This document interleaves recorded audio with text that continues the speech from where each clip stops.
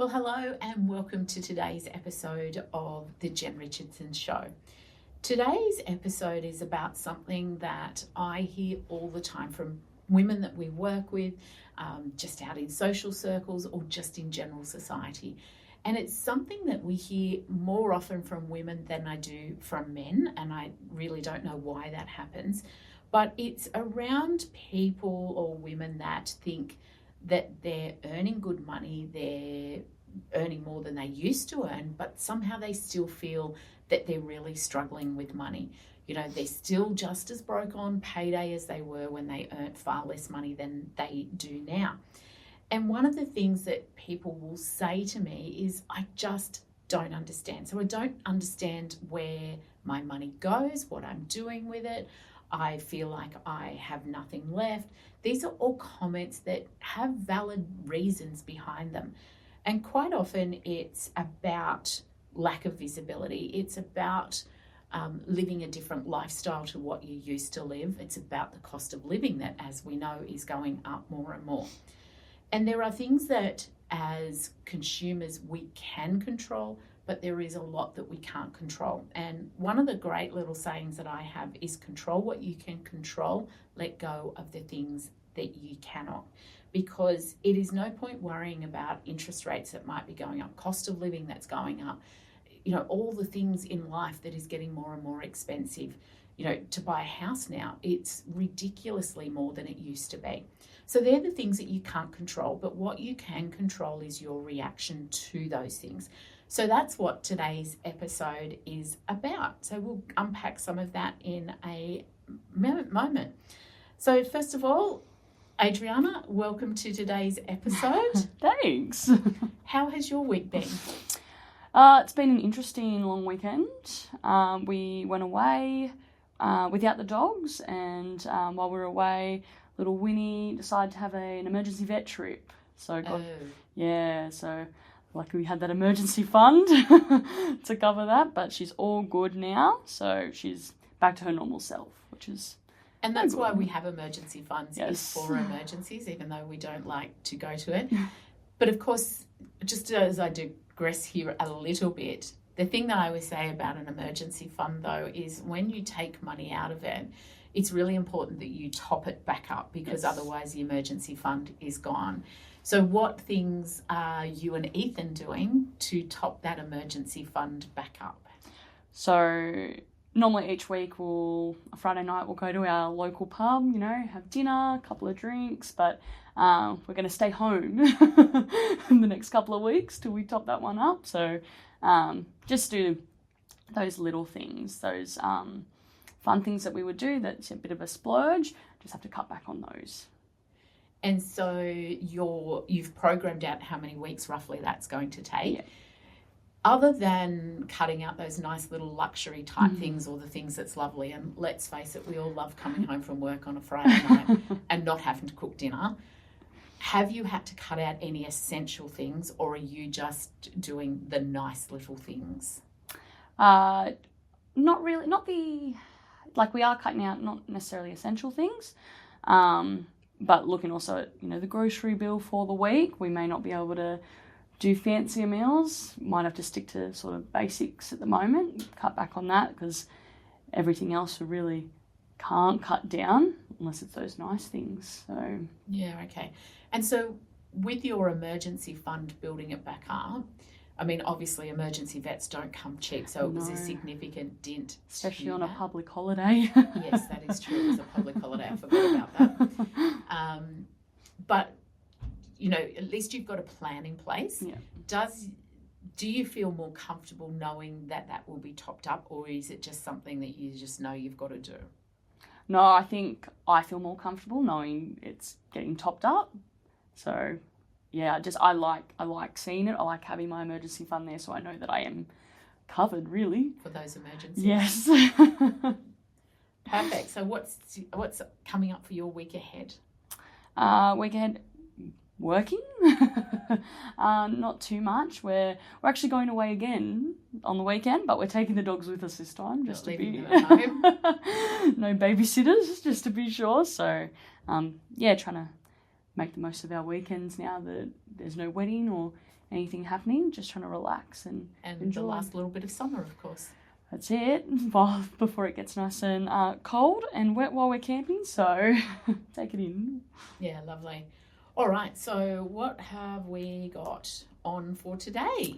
Over the week, since we last got together, we had Sarah, one of our listeners, send through a question. So we've got, "Hi Jen, I feel a bit silly even asking this, but I earn good money and I still feel stressed about it. I don't feel out of control, but I don't feel confident either.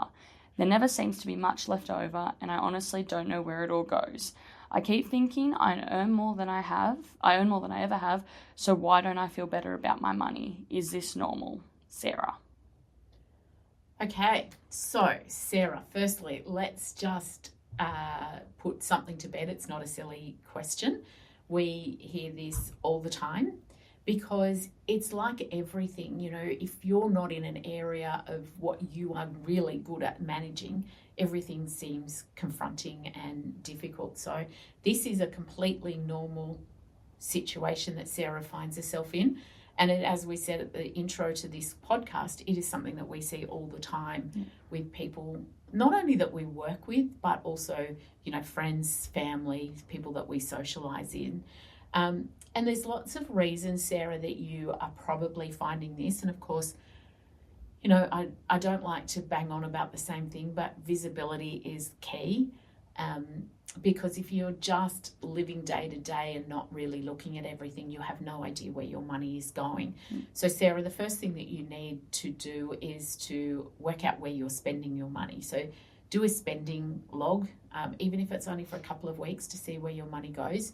Now, I always tell people to do their spending log backwards. So look at the last couple of weeks or the last couple of months if you have that much energy. The reason that I do that is because when we are being watched and when you're, you know, starting to look at where you're doing your spending in the next couple of months, you will be more careful. You won't live a natural life. And so what I want people to do is, you know, we don't want people to live a life that they feel they can't do anything. They can't go to the pub on a Friday night to have dinner or have a few drinks, because that's what life is about. So if we start doing our log moving forward, what happens is we really watch where we're spending, the equivalent of a crash diet. So you won't buy your lunches, you won't buy those coffees, you won't go out for dinner, you'll be buying the mincemeat instead of the steak and all of those sorts of things. So I always say to everybody, try to do the last couple of months. It gives you a good average. Now that's not there for punishment or anything. It's because it will find out where you naturally have been spending. Past doesn't equal the future. And so all that is there is to find out where you are spending money, where you may be leaking money, where things that you aren't looking at. It's just to give you that real overview of what life has looked like. It then gives you, Sarah, the opportunity to say to yourself, that may or may not be what I want to continue. So then you can go, right, well, I've actually been spending, you know, X amount on shopping, or I've been spending X amount at takeaways or coffees, or my grocery bill snuck up higher than I thought it should have been. Let's have a look at that. The reason we look back is so that then we can make changes moving forward. And we don't want to do that crash diet, which is what we would do if we just did a log moving forward. We would go on the equivalent of a crash diet. A couple of weeks' time, we realise we can't continue. You know, I'm not a believer in what fits one person necessarily fits another person. So if you like having your lunches bought every day, then do it. Just make some other changes in your life. If you're quite happy to bring a packed lunch, then that saves you some money and you can do the Friday nights at the pub or whatever it is that you want to do. So finding out where you have spent, looking at what changes you can put in place is a really good part of getting control of your money, but it's actually the visibility that will be the biggest takeaway for you, Sarah, because clarity comes with knowing. You know, you don't go to the mechanic and say, you know, there's something wrong with my car, I'm filling up the car too often, I'm running out of petrol and, you know, and all those things. Because the first thing they're going to say to you is, how many kilometres have you travelled between tanks of petrol? Or Are you using a different type of fuel to what you used to use? Or they look at those sorts of things because that gives you the knowledge of where your fuel's going to know if there is actually an issue, or if all of a sudden you're driving an extra 100 kilometres to work each day because you've changed workplace. Well, of course you're filling up your car more often. So the mechanic would want to know those background things. And, I say to the women I'm working with, think about when you go to your GP, and you'll go to the GP and you'll say, my knee hurts, for example, and the first thing they do is they start asking questions, and it's to find knowledge. So they might say, have you changed activities? Have you had a fall? Have you, lots and lots of questions. You don't just walk into a GP and they say, oh, I've got a sore knee. Yep, great, you need a knee replacement. They don't jump to the answer. So what you need to do with your finances is not jump to the answer. You need to do the digging in, find and ask all the questions of yourself. And of course, one of the things that we find, Sarah, and I don't know your personal circumstances, so I'm not making any real comment here, is that a thing called lifestyle creep. So lifestyle creep is where you earn more money, but you spend more because you have more. So before, you may have bought all your clothes from Big W, Target, Kmart. Then all of a sudden you've had a pay rise, or you've got a promotion at work and you're earning more money. And all of a sudden you're buying the clothes at Country Road or Seed or David Jones or one of those. So you're still buying the same amount of clothes, but you're spending more on them. It could also be that maybe you've upgraded a car. You had a cheap little runaround car and now you've bought a bigger car that's costs more to run. It can also be a heavier car, so more fuel. You might have upgraded your phone. There's all these sorts of things that just are invisible because you don't feel like you're doing anything different, because you're not actually doing anything different. You're just doing something different. Does that make sense? I think so, yeah.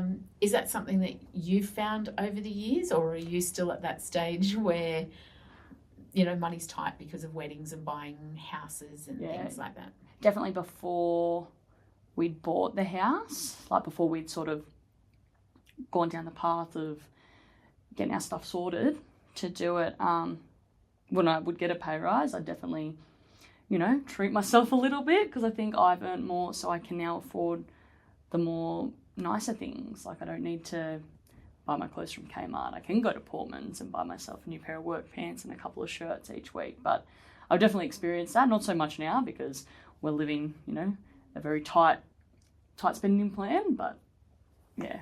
Yeah.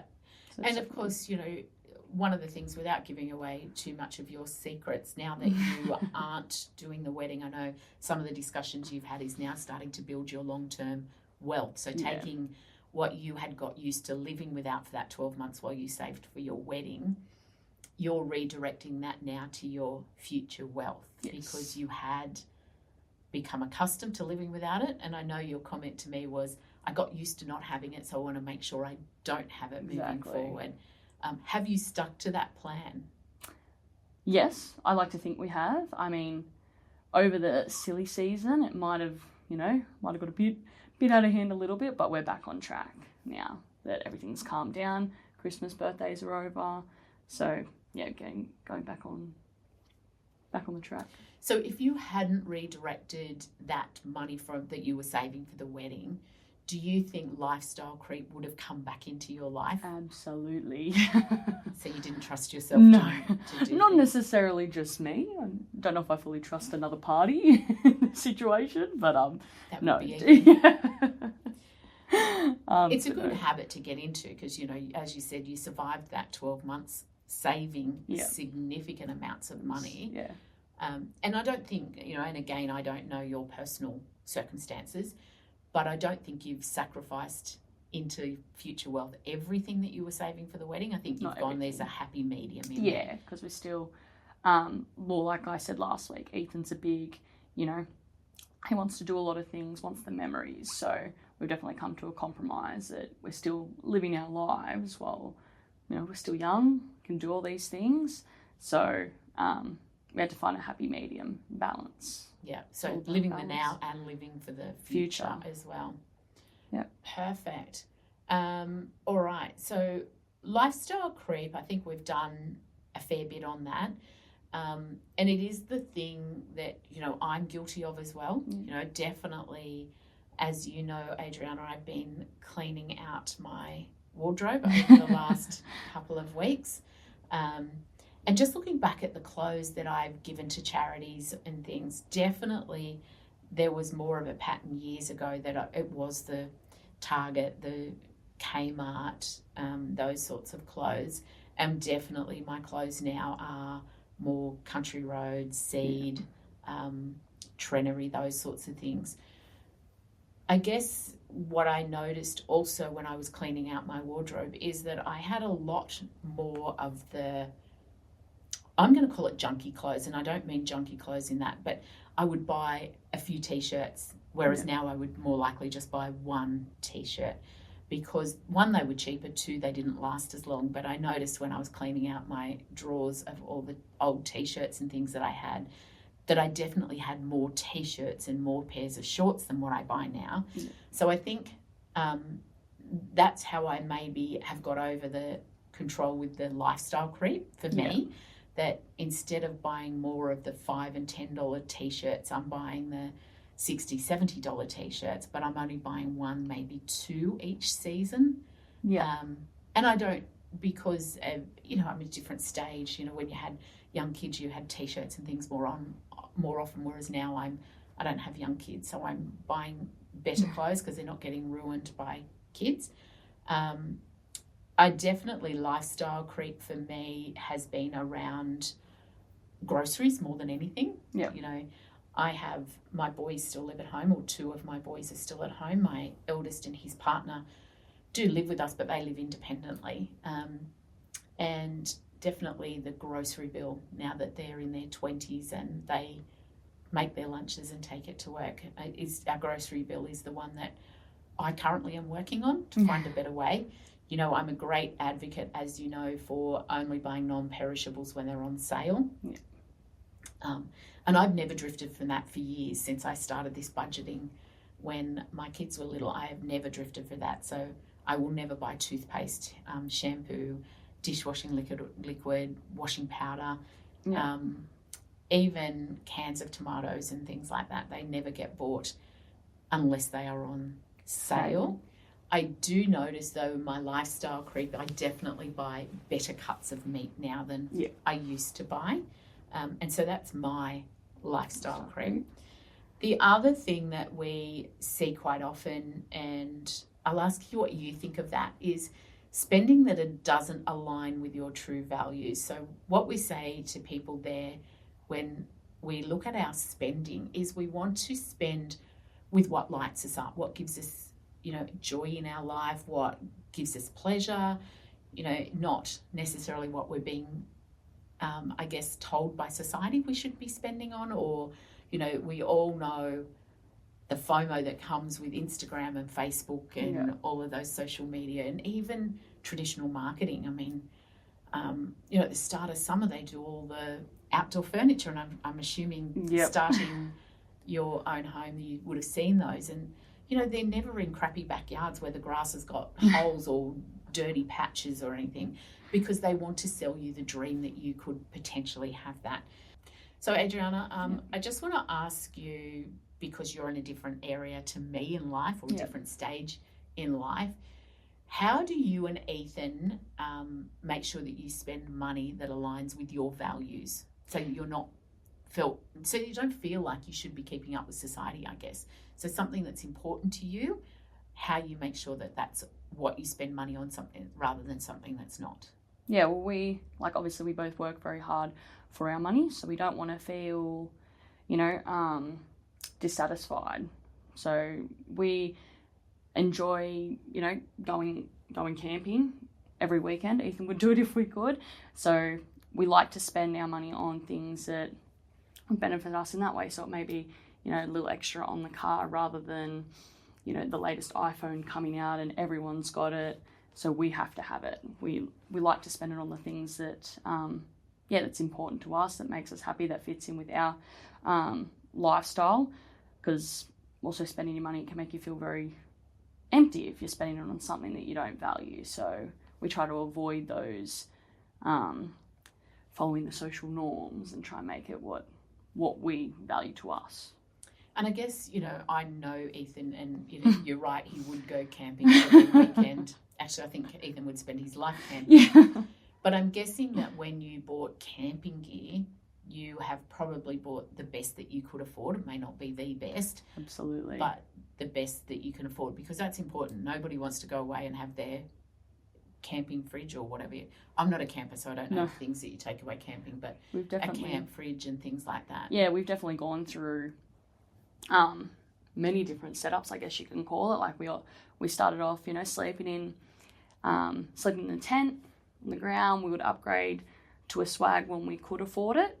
And Ethan, I don't know how long ago it was, Ethan had got a new job, so he was earning a little bit more, so we were able to then afford the rooftop tent, and we were able to buy the new awning and upgrade our fridge and that. So it was we did work towards that. When we bought the house, though, Ethan didn't sell his car. He sold his camp setup that he had on his car, so his canopy and then the rooftop that we'd saved really hard to buy, first one, and the awning. He sold all those things because we knew, we wanted to get ahead of what the wedding was going to cost us. We're just moving into the house, making sure that we did have enough. And then, because we obviously had to buy not too much, we were quite lucky, but furniture for the house. So we needed things like a new fridge, there's a couple of extra things for the spare bedrooms and stuff like that. So, we then worked towards a place where we were able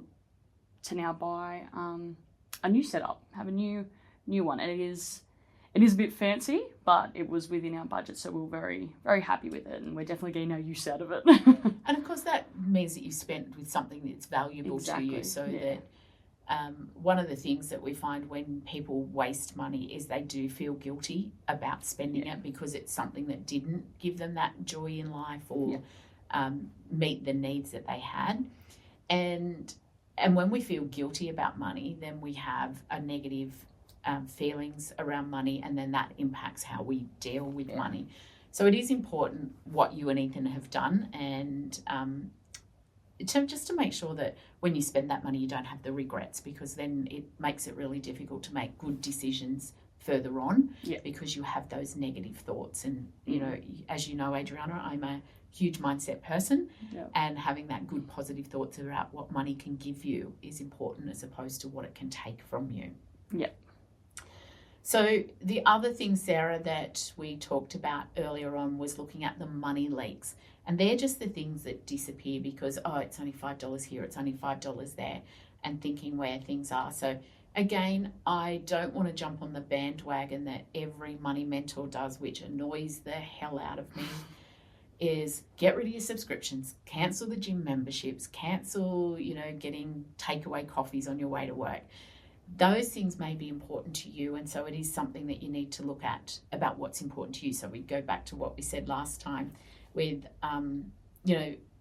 spending with something that you value. And if you value having your coffee on the way to work because it, kicks the day off really well, do it, but put it into your spending plan with where you are. And of course, you and I both know, Adriana, we never talk about budgets as such. No. We talk about spending plans because it's about making sure that you are spending your money where you want to spend that money. So let's have a look at some of the money leaks. Now, I'm going to put my hand up here and say in my household, there's 4 of us, if we don't count my eldest son who lives downstairs independently. We have a lot of subscriptions in our family. So we have Spotify, we have Netflix, we have Stan, we have Disney Plus, we have KO. I'm sure we have more than that. We came to an agreement amongst our family because the boys work in that I will pay for Foxtel and I pay for Spotify. They had to take some of those subscriptions themselves. And we did that because I said I wasn't going to pay for all these subscriptions. Now, like most of your generation, and my boys are your age, I don't think they ever watch free-to-air TV. The only time that they would do that is maybe when the football is on, but I think they still watch that on one of the subscription-based ones. We don't even watch, like, normal TV.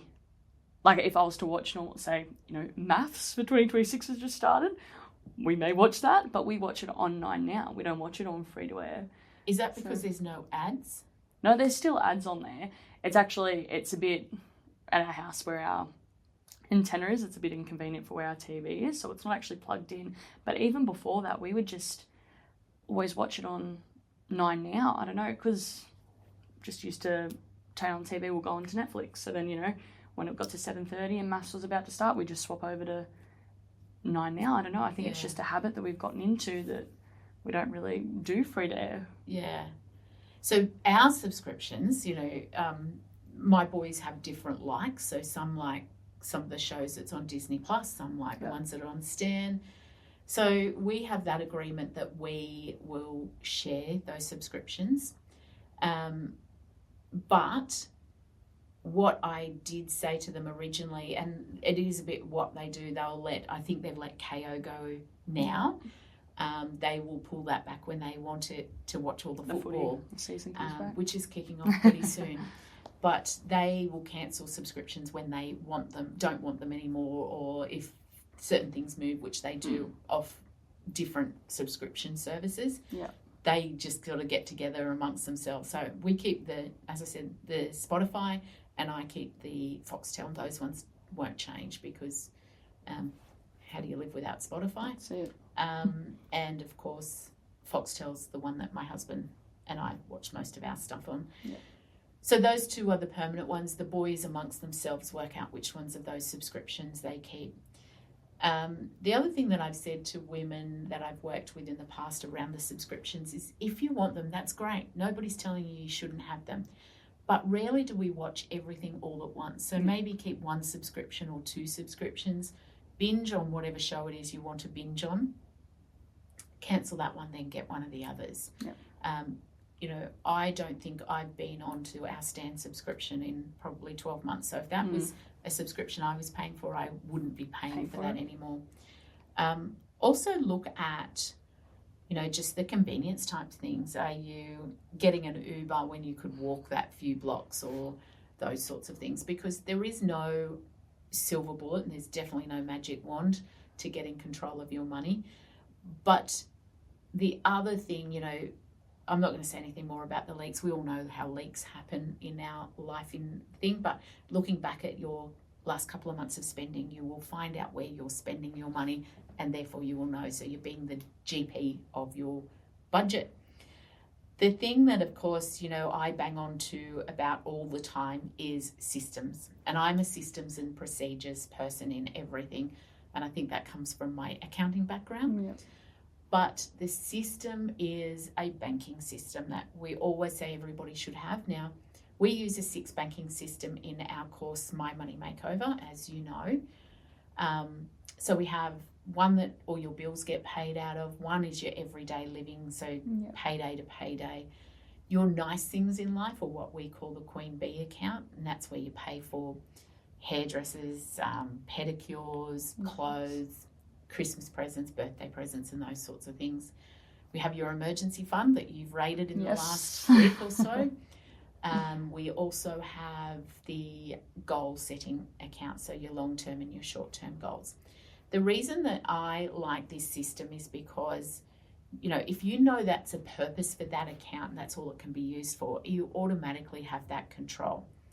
And I'm sure when you were saving for the wedding, once money went into that account for the wedding, it didn't get used for anything but the wedding. And so if you're having trouble getting control of your money, I think the first step you need to do, other than, looking back on your spending audit, is to set bank accounts up for certain things. Now, I believe 6 bank accounts is your bare minimum. I have seen people with up to 12 bank accounts, and that's people that like to, I'm going to say micromanage, but I don't mean that. But what they wanted to do was make sure that each thing had its own little place. So it may be that Queen Bee account that you and I have is not just for clothes, shoes, holidays, Christmases,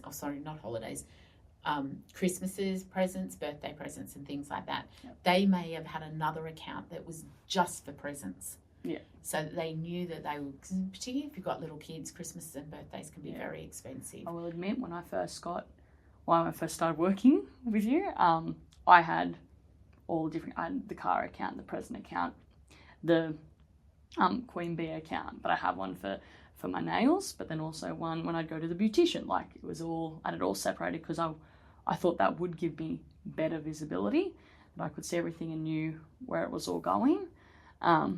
But I think it just stressed me out even more. And some people it will and some won't, Yeah. and that's where a system has to work for you. Yeah. But that 6 bank account is the absolute minimum, I think. I have people that go, but what if I don't have any real long-term plans? And that might be the case, but for any woman that's in her 40s or 50s, particularly, long-term plans should always be adding to superannuation or your investments that will give you a passive income in retirement. So even though you may not have any, I don't want to travel, I don't want to get a new house, I don't need new cars and those sorts of things, even if you're setting money aside for something, whether that be retirement or, just to build some investments for the future you, it's still a savings place. Yeah. So what are your thoughts on now with your banking system? Do you just do the 6 bank accounts? Yeah, I did. When you started, got Money Honey and talked about the 6 bank accounts, I moved to it straight away. That's good. Yep. I use the 6 bank accounts and it's enough for me. But Yeah. as I said, I've got some ladies that I've worked with that have had up to 12. Yeah. What works is what works. You do what works and make sure that you've got that. All right. Do you have any other things that you think we should have covered off? Well, I think also one of the points are like the emotional side of money. Yes, very good. Emotional money is an emotional thing. As we all know, money and arguments around money is one of the greatest cause of relationship breakdowns. Not only personal relationships, but business relationships or in those sorts of things. Money is emotive because it ties to everything. It ties to whether we can do what we want to do. It ties to whether we can afford to live the life we want, whether we can just survive and things like that. So it is really difficult to separate the emotion from money. Yeah. But if I can get people to do that, you tend to make much clearer decisions. Yeah. And I understand that is very difficult. And from somebody who grew up with a scarcity mindset, I grew up in a family that there was no arguments about money, no doubt about that. We grew up in a quiet household. And I always talk about a quiet or a loud household. So one is not better than the other because both have an up and a downside. So I grew up in a quiet household. So there was no arguments with money, but I also knew that there was no money in our household growing up. My mum and dad, we weren't poor, don't get me wrong, but there was no extras. Yeah. I always say this story. I remember when I went to high school and you could pick what subjects you wanted to do. I picked subjects that I knew weren't expensive. Yeah. I picked sports that weren't expensive because I knew if I went home with that bill, it would create some stress for my mum and dad. But growing up in a quiet household, I also didn't get an education about money. So when I left home, it wasn't even when I left home. When I started working, it was like I had this money I could spend and I went and blew it on lots of things. My 20s I was living in debt. I was living on credit card debt. I was, going and doing cash out, so I had money to go out on a Saturday night with my girlfriends. And it wasn't until I got married that I realised that had to stop and I started looking at things. And that was the first time I sat down with my accountant hat on instead of my person hat on. And I looked and said, if I was my client that came in and their business was being run like this, what would I do? And so I looked at it from a very systematic point of view and I took the emotion out of it and sat down and I worked out exactly what Jeff and I owed, what debts we had, what credit card I needed to pay out what store cards, because I had a David Jones card as well. and what we had coming in, and then we set a plan in place.